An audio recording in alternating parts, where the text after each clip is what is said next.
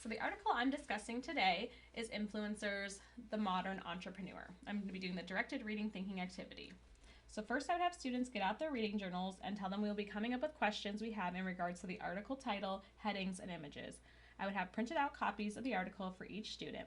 We would start with the title, and I would have the students come up with questions, and a question I would pose to the students would be, what is an influencer and what is an entrepreneur?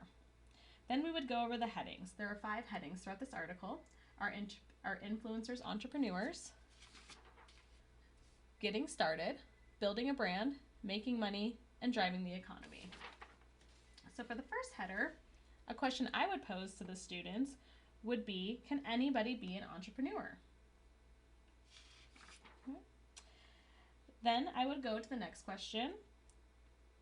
What needs to happen in order to become an entrepreneur?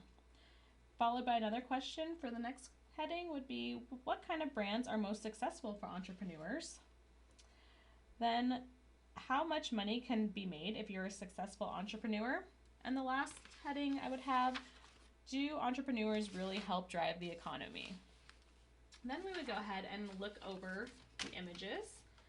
With the first image, a question I would pose to the students would be, what kind of influencers are Ethan and Grayson Dolan?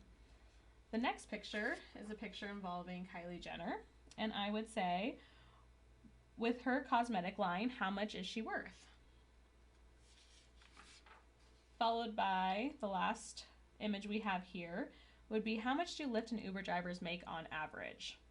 Now, a lot of these questions would have to come from doing an internet search, which is another way that I could get students starting to use resources outside of the article, just kind of thinking more about the article. So I could have them Google the people and the companies.